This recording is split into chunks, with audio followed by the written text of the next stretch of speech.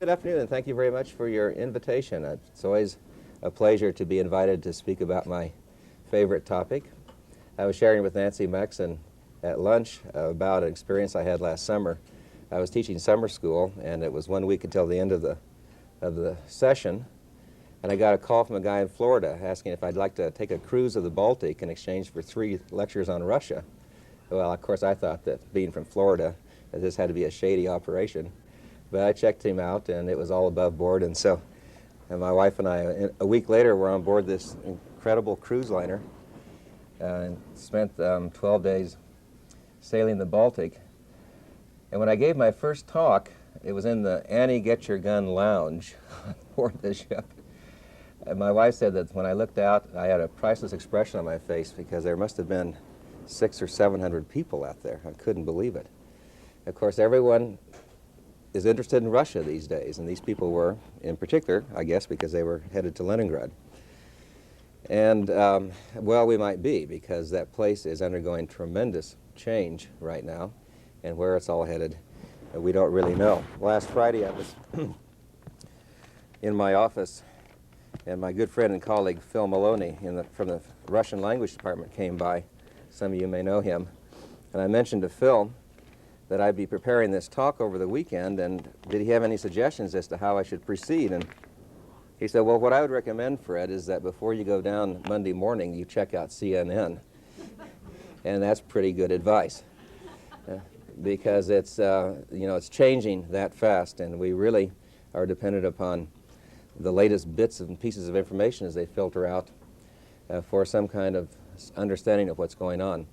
For me, I must say that this is truly remarkable, and it's something I could not have anticipated and or expected at all. I grew up in the 50s, many of you did as well, and you know what those times were like. Then I went to school in the 60s and early 70s during basically the Brezhnev era, early Brezhnev era. And there was some, you might remember this, there was some talk in 64, 65, 66 when Brezhnev and Kosygin came into power about how these guys were going to start doing things differently. You remember they were referred to as the Reds in the gray flannel suits? Remember that expression? They were both had engineering degrees. They were called in the press technocrats, and it was thought that they were going to kind of clean up the mess over there and get on with modernizing that society. Well, we know what we got with Brezhnev. It became just one more era of stagnation all the way to his death in November of '82, and then we got this period of transition that led in March of '85 to the advent of the new rule of Mikhail Sergeyevich Gorbachev. And now we've got 6 years of Gorbachev, and we don't really know where we stand, and I'm sure he doesn't as well. So, but let me share, for whatever it's worth, some thoughts I have on what is going on over there. And let me begin by, if I may, by being an historian for a moment. It's, since there has been such a long period of stagnation, since that system over there has seemed to have remained kind of frozen in time forever, all of this whirlwind change that is occurring now seems very spectacular, and indeed it is, and also quite new. But it isn't new, and that's the point I'd like to make, speaking for a moment as an historian. If you go back and look through the whole grand sweep of Russian history, particularly in the early modern and the modern periods, you find periods of reform followed, unfortunately and frequently tragically, by periods of reaction. But there has been an interest in that place for centuries, really, in modernizing, in bringing Russia up to date with the rest of the world, which generally meant Western Europe, which was more advanced economically and culturally than Russia. And that certainly characterized the last 150 years of Russian history until the revolution. But even in the Soviet period, it hasn't been one kind of unending, unchanging monologue at all. In the 1920s, there was a considerable amount, really, of experimentation. Flirting with new ideas, new approaches. In 1921, Lenin introduced what he called the new economic policy. Richard Nixon used to at one time refer to his new economic policy, and I would guess to this day he doesn't realize who first coined that phrase. It was Lenin in March of 1921. It was a policy that reintroduced a fair measure of free enterprise, of capitalism, into a so-called planned economy. And it led to, for the 20s at least, to a considerable period of experimentation and pluralism, even in the political system. Then it did change with Stalin's consolidation of power in 1929, and then we got Stalinism, and then we got Khrushchev, who tried to make some changes, and we've had recently this measure of instability. But it has been, the point I'm trying to make, it has been a kind of ongoing process of, on the one hand, I guess I'd put it this way, trying to work out the theoretical dimensions of the revolution and remaining loyal to Marxist dogma on the one hand, while on the other hand trying to really make that country work in a realistic fashion in the modern world. Now, that, I think, goes a part of the way in explaining why Gorbachev, why perestroika. But let me now address this question just a little bit more specifically. If I were to ask you, no, let me rephrase that. If I were to have asked you 5 or 6 or 10 years ago how to characterize Soviet society, the place over there in terms of the people and how they live, just give me a few buzzwords. What kinds of words would you have used? Provincial. Good word. Unhappy. A very good word. Repressed. Backward. Gray, monotonous. Maybe a little crude even, maybe even bordering on the barbaric. Remember those Wendy ads? You know, on TV, those awful ads that caricatured the Soviet women in a very unflattering fashion. That is what that is our traditional view of Russia, particularly of Russian society, but it really is not a view that pertains anymore. It isn't really very helpful in trying to figure out what that place is like today. In 2 respects at least, so the Soviet society has changed remarkably since World War II. I want to give you just a little bit of data or information. It's not very much, but I think it's very revealing. First, information on urbanization. In 1917, as I frequently tell my students, Russia was at best only 15% urban. Basically, Russia, on the eve and then the morrow of her revolution, was a backward, agrarian, rural society. And it took quite a while to turn that, or change that imbalance and to change the character of the ratio. Around 1970, it's estimated, Russia became an urban society in the sense that more than 50% of the people lived in cities than in the countryside. And since then, the growth has been remarkable. Let me just give you these. 15% 1917, 18% 1926, 32% 1939, 49% 1960, 58% 72, and 65% in 1985, the last year for which I have data. Or if one wants to look at the Russian Republic, the one that Yeltsin runs these days, sort of, it's 70%. So basically what we have now is a society pretty much like our own. It's a modern, urban, industrialized society. And if you spend some time over there and walk around those cities, you get a sense that these people really, in many respects, aren't all that different from ourselves in terms of the way they look, and if you engage them in conversation in terms of their desires and concerns and so forth. A second set of figures that is every bit as revealing has to do with education. It's a remarkable fact that as late as 1959, upwards of 90% of all workers and peasants in Russia, Bonnie, you'll find this interesting, had received only a primary education. 90% of all workers and peasants as late as 59 had received at best only a primary education. In 1984, only 18.5% had received only that amount of education. Conversely, all those other people went on and have obtained secondary educations and many, indeed, higher educations. So it's not only a modern, urban society, but it's also now an educated society, and that means a sophisticated society. Now that information, I think, is of enormous importance in figuring out Gorbachev. Basically, what's happened in that system over there over the course of the last 40 or 50 years is that there has been tremendous social and economic modernization, but there hasn't been concurrent political modernization.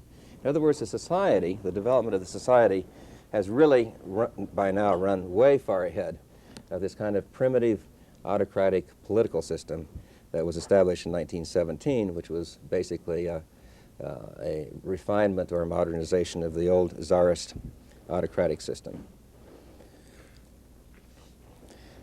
Now, Gorbachev himself, if you look at him and think about him for a moment, kind of reflects this new kind of society. He might have appeared to us at the outset, and maybe he still does to many of us, as a new social type at the very apex of Soviet power. But in fact, what he really is a representative of a new kind of society. Now, that's the main point. A society that is now much more urbane, sophisticated, educated, modern-minded, modern thinking, progressive in its outlook. And yet he's faced, and the Russians still are faced, with this antiquated political system that simply is not designed and can never be designed to tap these kinds of energies and to allow these people with good training and with a lot of enthusiasm and with a lot of loyalty and devotion to their country to play a more important and meaningful role in the life of their nation. And so there has been this imbalance that's been established. It's a kind of imbalance that no society can really afford very long, because it's very serious. It's tremendously serious. Not only are these people frozen out of the system, but they are people who can become increasingly angry about that situation. Now, in Russia, if Russian history is any kind of guide, there are basically two ways of dealing with problems or solving imbalances of this nature, historically speaking. One way is from above. The state can engage in modern-minded, progressive reform, as it did on more than one occasion, to try to bring these different components of national life into better balance with one another. Or, barring that, and this is of course the flip side of the coin, the people can take matters into their own hands and push from below. And that's, of course, what one got in 1917. There's this marvelous quotation in Gorbachev's book, Perestroika, where he refers to this second approach towards problem solving in a kind of oblique fashion, but I think the point is still made. He writes as follows: "If the authorities do not tackle specific problems of common concern, the people will try to do it themselves. It is when the people keep speaking at meetings and appealing to the higher authorities, but the latter let it all pass, that unusual actions begin to take place at grassroots." That's a nice euphemism. Unusual actions at the grassroots.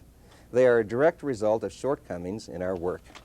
Now, in effect, he's acknowledging that that is, of course, one kind of arbiter, one way of cutting the Gordian knot if the state doesn't take the initiative on its own. Well, I'm not suggesting, and I don't think Gorbachev was when he penned those lines, that Russia is on the eve of a new kind of 1917, a new kind of massive popular revolution. But I dare say that the potential is there if some of these problems are not resolved. So in a word, basically the Soviet, the Communist Party in the Soviet Union is a victim of its own success. It is a success story that now requires some kind of reckoning. It was Stalin's intention to modernize that society in terms of its economy, in terms of its society, in terms of education, and that's all occurred. And now, of course, the other area that was so long unattended, politics, at long last needs to be directed, needs to be dealt with as well. And even the economy, as we all know, isn't working anymore. The old approach towards economic development just simply doesn't work in the modern age. Basically, the way that approach worked itself out was massive infusion of funds in a centrally planned fashion to create rapid growth in a very short period of time. It is what economists refer to as extensive development. Any system, if it has the will and the resources, can achieve remarkable growth at the early stage of industrialization simply by spending enough money and focusing enough labor on the project. You can build a new plant in a year, and once that plant comes online, you've instantly got new output. And if you double that by thousands of plants in the first 5-year plan alone, 1929 to 32, 1928 to 32, 1,500 new plants came online, 1,500 in that first 5-year period alone. You can achieve remarkable growth rates, particularly in your heavy industrial sector. But over time, what you find, which is what the American automobile industry also discovered, is you can't just build plants, you've got to modernize existing plant. You've got to make it work better. And that takes a different kind of ingenuity, and it takes also an enormous amount of capital. That's what Gorbachev has to do now, is to somehow get that economic miracle back online and to get the plant functioning in a modern, workable fashion. Well, that then brings us to the program of perestroika and glasnost. Those are two terms that we're all familiar with.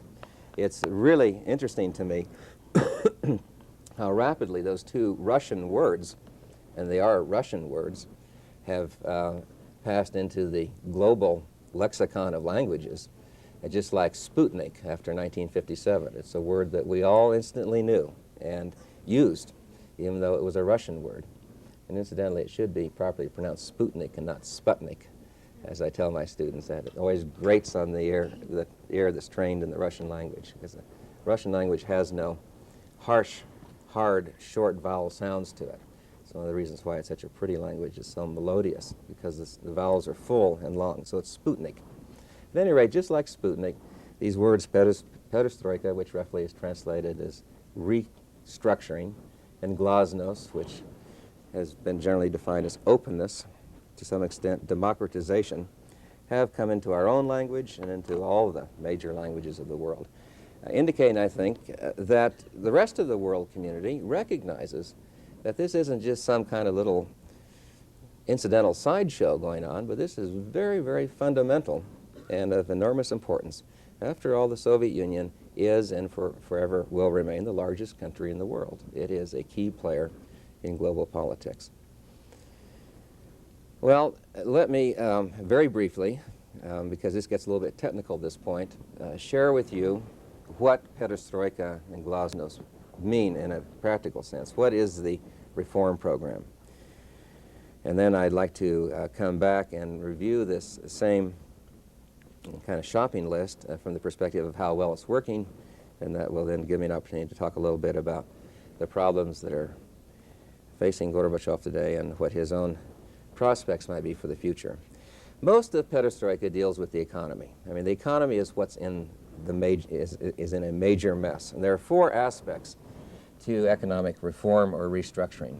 One, an effort to decentralize the management or managing process, to bring it down to the plant level, to introduce what is called enterprise self-management. What that means is to get those big, overblown, corpulent, and inefficient bureaucracies in Washington. Okay. We've all got overblown bureaucracies. We could probably engineer a little reform in that regard as well. Of course, presidents try and fail, and Gorbachev is trying and failing for many of the same reasons. I'll come back and talk about that. No, in Moscow, to get those ministries out of the business of trying to manage in a hands-on fashion on a daily basis virtually the vast, complex economy such as the Soviet economy is.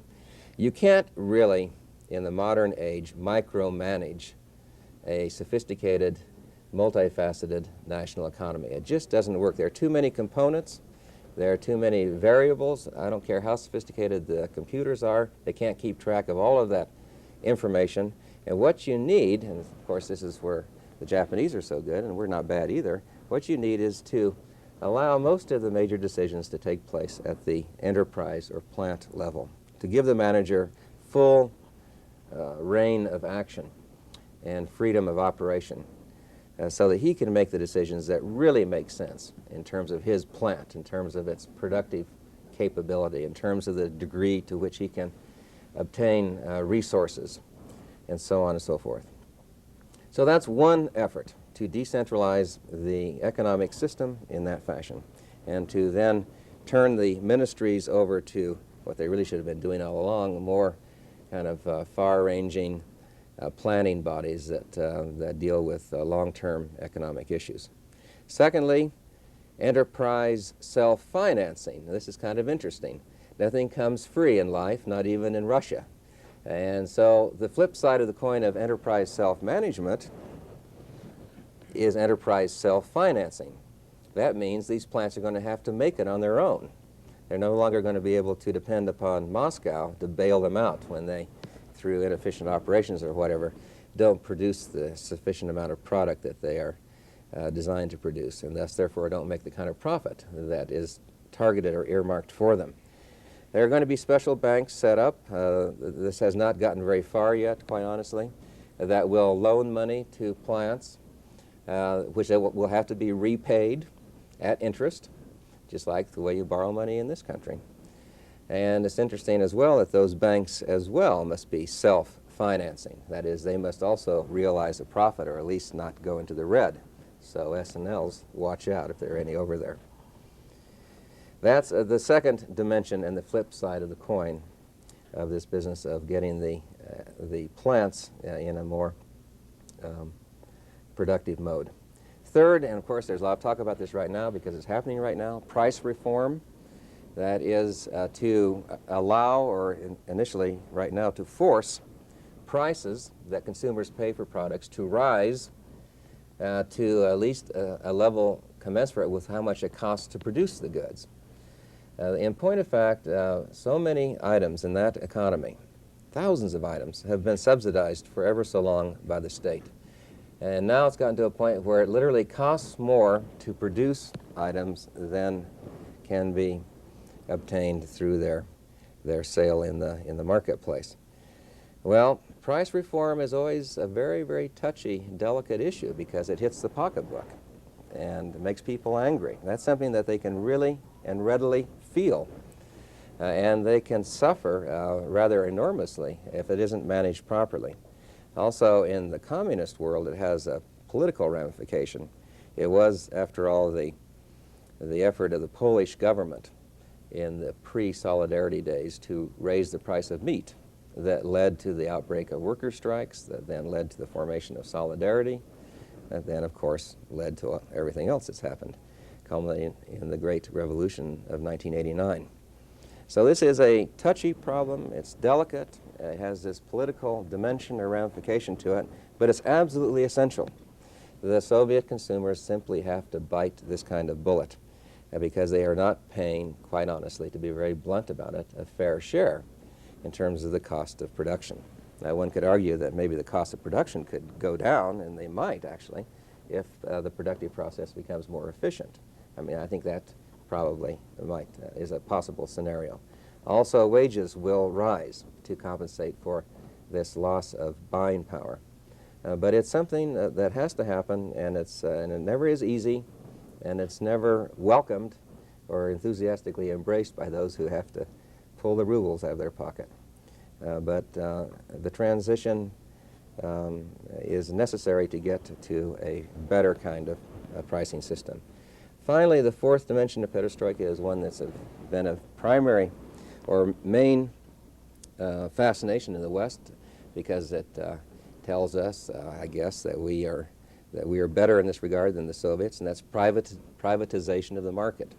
That is the creation of a private sector in this so-called collective public economic system. Now, that makes an enormous amount of sense. There's, after all, absolutely no reason for the Soviet government to be in the hairdressing business. There really isn't. Or in the restaurant business. or in the shoe repair business, or in the business of making small consumer items, or in performing those kinds of consumer services that we all depend upon, whether it's a sewer or whatever guy you have to get up to your house to fix whatever's wrong. There's absolutely no reason why the government should be doing those things. If the government tries to do those things, it normally does them very poorly because they're low priority and they frequently don't have the expertise, or their workers are not interested in performing good services, because why break your back doing a really superb job when your salary is going to be the same anyway, and there's absolutely no monetary incentive for you to do anything better than the mediocre. Well, any one of us who's been in the Soviet Union, I know Bonnie has, and yeah, sure, oh yeah. And I've been over there a number of times. I lived there for a year. Anyone who's been there for any length of time knows that how abysmal this has been. Public service, or service in general, is absolutely horrible. The 4-star restaurant in Leningrad, I mean, the best restaurant in this very important city, offers service so poor that that restaurant would close within a week in Missoula, Montana. I mean, no one would go to it. I mean, why put up with that kind of abuse and lousy service when you can go down a few blocks and get a good meal and the kind of service that you feel the cost of the meal deserves? So privatization of many aspects of the economic system, particularly at this kind of lower scale order, is yet one more dimension or aspect of perestroika.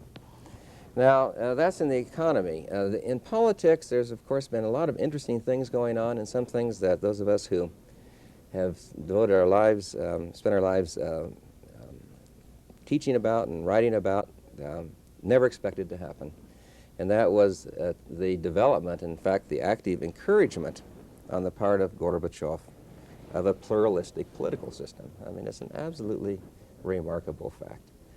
I think, quite honestly, that what brought the tanks into Prague, Czechoslovakia in August of 1968 was when Alexander Dubček and the other reformers in the Czech Communist Party began to talk about political pluralism. They weren't yet quite to the point where they were talking about alternative political parties, but they were certainly talking about opening up the whole political process to allow different groups to have different kinds of fora for their own activities. Well, Gorbachev has authorized this. He has overseen this. He's managed it actually quite well. The Communist Party of the Soviet Union is still the main party. The other groups are more movements than parties per se. But he has liberalized the whole political process at this grassroots level, at least. He's allowed for a lot more participation of a lot more people in the political process. He's allowed for something that's in itself quite remarkable, and that's a multi-candidate electoral list. You know, always before, there was only one name there, and you either voted for him or you drew a line through the name. But to actually have several candidates vying for the same office is an absolutely revolutionary phenomenon in its own right. That means that these people who run for office have to get out and campaign, literally campaign. They've got to sell themselves to the electorate. And so that's opened things up enormously. Where it will all lead in terms of what kind of permanent new kind of political system, it's hard to say at this point. But at least there's a lot more pluralism now than there ever was under Stalin or under his successors until Gorbachev. There has also been the proliferation of new bodies at the central level, including this behemoth Congress of People's Deputies. No one can quite figure out what they're all about, and it's too large to function in any kind of efficient fashion. But it is allowing non-party representation at the national level. And of course we know that political restructuring has also led to a more powerful presidency in the form of Gorbachev himself. In terms of society, basically the effort here is to, through openness, through glasnost, to allow this newly urbanized and educated society to find some fuller expression for itself in the whole process through allowing for criticism, meaningful criticism, not veiled criticism in terms of the old Aesopian language and the underground samizdat literature, but open public criticism in terms of different newspapers or access to the television, or through putting posters on walls, or through holding meetings on street corners in the large cities. This whole business of the new criticism is of enormous importance in allowing this society to feel that it really is being recognized and being acknowledged for what it is, an important element in the total society. Here's an example. I thought I'd share this with you of Glasnost. This is a poster that I obtained in the Soviet Union a few years back. And it's an attack on bureaucratism. That's what the word at the top says, bureaucratism, bureaucratism. And so what do you have portrayed there? Well, you've got your classic faceless bureaucrat, right? Doesn't have a face. And he's got these menacing arms. You know, in the old days, your fathers, many of you, who went down to the bank or whatever, he'd wear those black things that cover up his white shirt so he wouldn't get ink on them. And they're kind of the mark of the civil servant. But these are, in this case, it's even more sinister or menacing, I think, because they even cover his hands. Right, so there's that dimension. Then he's got the red tie, and not red for communism, but red for red tape, right? And then the pattern in the tie is actually spells out a word, N-E, nye, which means no. So his tie says no, no, no, no, no, no, no, no. And now the Soviet, you know, viewing this thing, reads the rest of it. Bureaucratism. This, that's that little word on the left, eta, this is, red tie, no, construction of homes, production of goods, introduction of inventions, or realization of plans.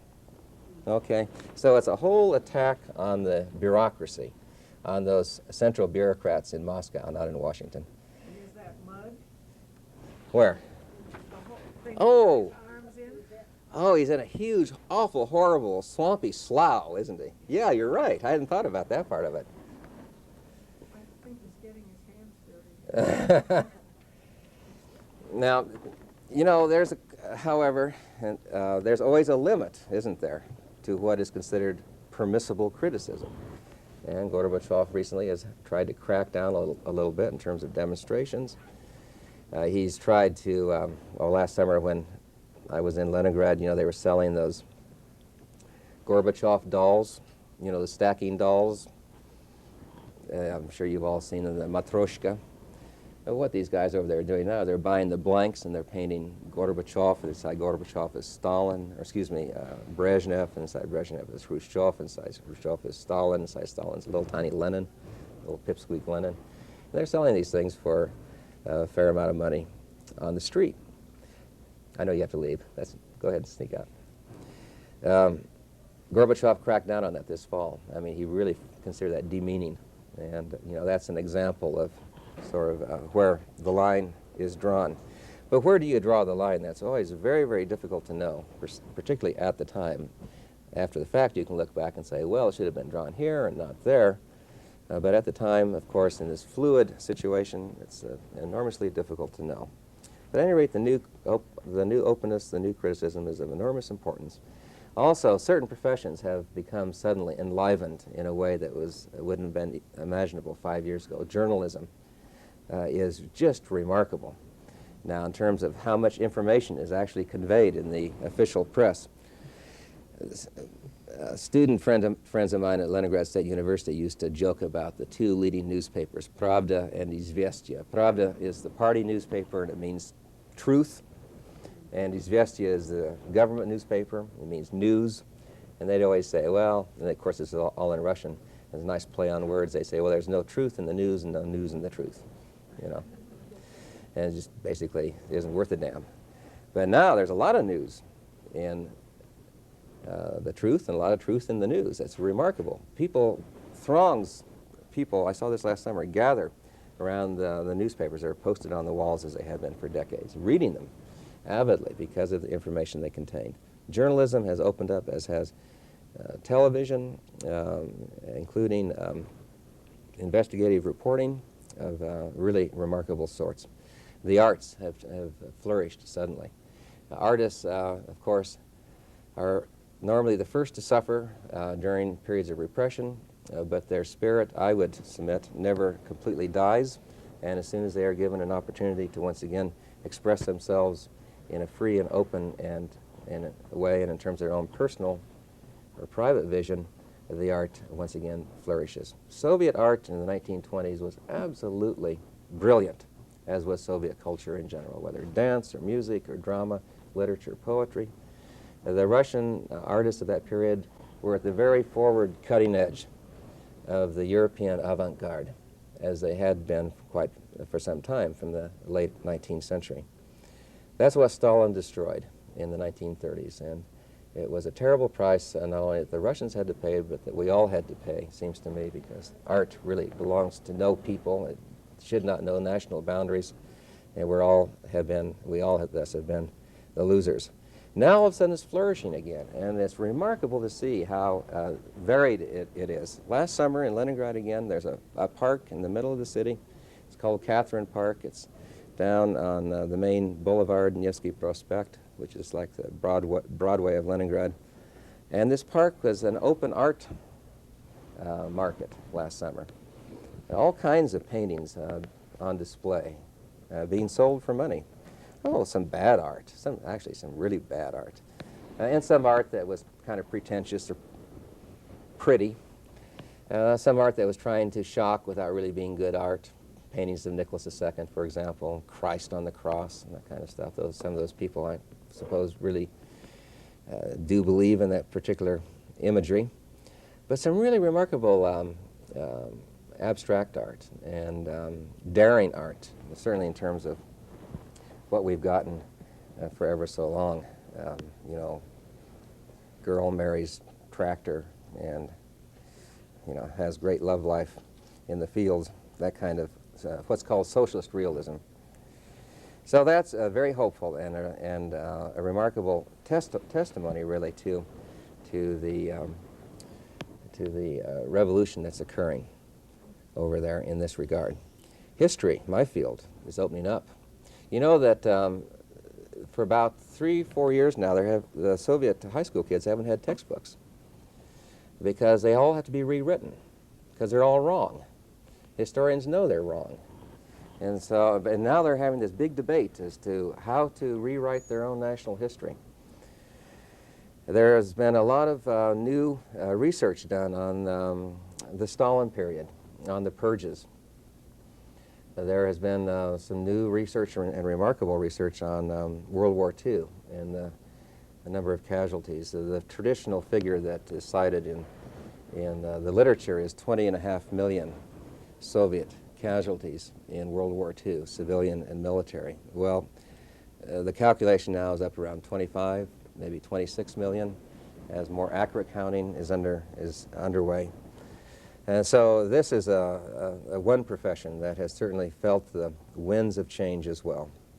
I would say, however, that these gains have been primarily ones that the intelligentsia has realized. And for the common workers and peasants, I don't think that they feel that they've gotten anywhere near as much out of perestroika and glasnost than the intellectuals.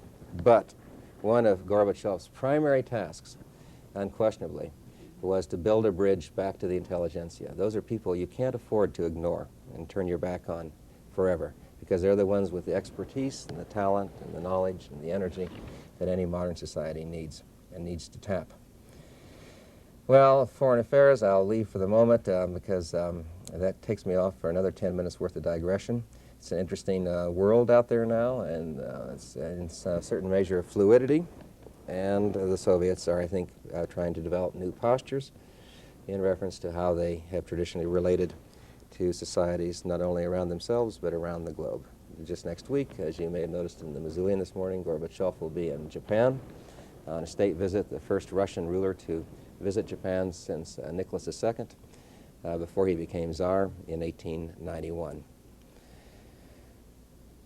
Problems, prospects. Let me just make a few comments, and then I would be more than happy to answer any questions you may have. This is all remarkable, and it is all to the good, but there's a downside, of course, and that is that there is a tremendous amount of instability right now.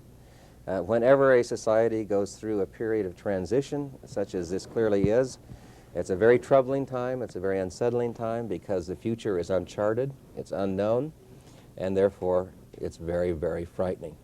And many people would prefer, actually, and this is a rather sad commentary to have to make, but I know it's true, because I've heard it myself and I've certainly read about it. Many people would prefer to go back to the old ways, because at least then there was stability. At least then everyone knew where everyone fit in. At least then there was not this incredible amount of turmoil and chaos going on all about one. Russians, and I think this is a result of their historical experience and the shaping of that experience in terms of the public psyche, Russians really have a reverence almost for order and control. They like the idea of the vozhd, of the boss, the guy who's in charge. And quite honestly, no one over there, even those who are his most avid supporters, feel that Gorbachev is any longer in charge. Just last night on 60 Minutes, some of you may have watched that program. Some analysts were sitting around talking about Gorbachev, and the conclusion is he's a wimp. You know, he's got great ideas, but he doesn't have what it takes to enforce his policies. And so that's frightening, but it's also very understandable. Perestroika has not worked yet because those bureaucrats, those faceless bureaucrats, are still in the way. There are too many of them. They're too jealous of their power and their privilege and their prerogatives, and they are unwilling to give it up. So this whole business of enterprise self-management and enterprise self-financing, it looks fine on paper and it makes a lot of sense, but in fact it's not happening as fast as it really needs to be happening. Privatization of the market has not really made the kinds of inroads that it should have by now. Price reform is just now underway, and it's leading to a tremendous amount of concern as well. And of course, there's no real sense yet as to where the political system will end up and what will be the outcome of perestroika in that regard. There is, I've stressed in these remarks, the urbanized, educated element of the society, the modern element, which is now in the majority, but I must also remind you that there is another element that is nowhere near as attractive. It tends to be more rural than urban. It tends to be more, to use Marxist terminology, lumpen proletariat, that is uncultivated, uncultured. It is the reservoir, really, for what could become, if things go far enough, a conservative reaction, which I guess more than anything else is what frightens me, because that potential is there, and it always has been. A conservative reaction, of course, would be disastrous for perestroika, but it would also be most unfortunate for all of us, because it would mean a renewed, heightened tension in relations. It would mean that the spirit of cooperativeness that we have been able to develop under Gorbachev would disappear virtually overnight, I submit, and we'd be back to square one, where we were for ever so long. And who wants to go back to those frightening days of the Cold War? And Gorbachev, finally, let me just toss this out for whatever it's worth. I think that historians will say that he was a transitional figure, that he started a process, but he was unable to complete it. I think that maybe the process has gotten ahead of him, that it's gotten too big for him. And let me tell you a little anecdote that occurred last year that I think is revealing. Last autumn, Gorbachev gave a talk to some party workers in Moscow. He had a prepared speech, and he tore it up. And he said, "I'm going to speak from the heart." And he went into this, I guess, a rather remarkable tirade about his loyalty to Russia and to the revolution and to communism. And he said, and he told those party workers, he said, there are two lines that I refuse to cross over. One, and I haven't actually mentioned it yet, didn't mention it this afternoon, but let me mention it now. One is I will never undo the collective farm system. I will never allow for privatization of the agrarian sector of our national economy. And two, I will not oversee or legislate the breakup of the empire, of the Union. Well, quite honestly, agriculture does need to be privatized, and quite honestly, the empire needs to be at least rearranged, and it's in the process of that right now. Like it or not, those are two lines that need to be crossed at some point. If Gorbachev is unwilling to do so, then someone else down the road will have to, because it's absolutely essential. Let me mention, just by way of closing, just one problem, and it's a key problem, and that's the problem of the nationalities. Russia, the Soviet Union, technically the Union of Soviet Socialist Republics, in now this last decade of the 20th century, is a genuine anomaly. It is the only multinational empire left anywhere on the face of the globe.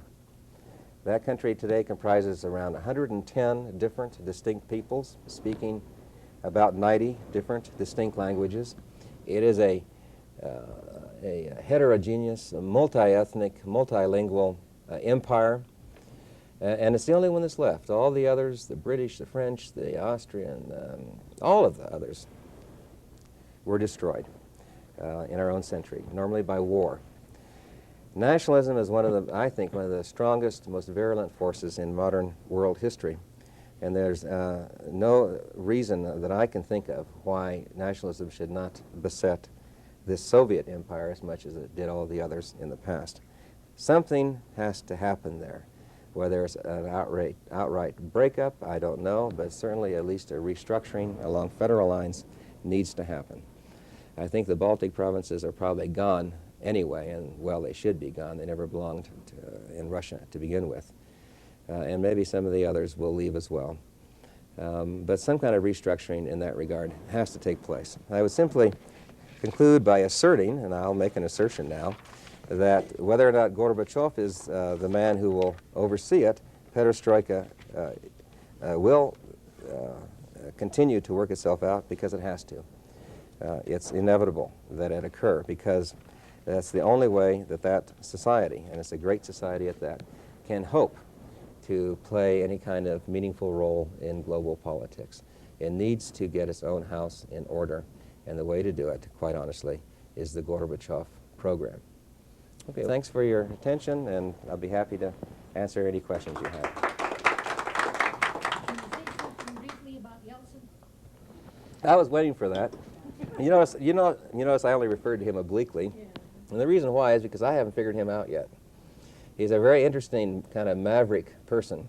He's described as a populist, and that means someone who is on the side of the people, the little people, like you and me. He has, as you know, disavowed the Communist Party. He's turned in his card. He no longer considers himself a communist. He certainly considers himself a Russian nationalist. The Russian Republic is one of the 15 republics that comprises the USSR. It is by far the largest of the republics. It's basically old Russia before she started expanding into a multi-ethnic empire in the 18th and 19th and 20th centuries. And what he stands for, as well as I can determine, is fuller measure of freedom for the respective republics. How that factors into the Union as a whole, I have no idea, and I'm afraid that if Yeltsin were to suddenly be elevated to a position of authority in the country at large, he would have no better idea than Gorbachev what to deal with these problems. I'm not sure what his ultimate vision is for Russia, and that's why he kind of scares me. But he certainly is now, and I can attest to this from my conversations, as brief as they were last summer, he's certainly by far the most popular political figure in Russia on the part of the people. I was really disheartened because I've been a Gorbachev fan ever since '85 when I first figured out who he was and what he was all about. I was very disheartened last summer to see the amount of graffiti on the walls against Gorbachev. That's something you never saw before. I mean, really ugly graffiti, foul graffiti. A lot of disenchantment. Yeltsin seems to be on the side of the people against these bureaucrats and these Kremlin officials, and now in the public mind, that's the way Gorbachev, I guess, is perceived. In that sense, his popularity has skyrocketed. But now remember this, he's also committed to perestroika, and that program has not endeared the government to many people either. Let me just share with you the interesting results from this poll that was taken in 1989.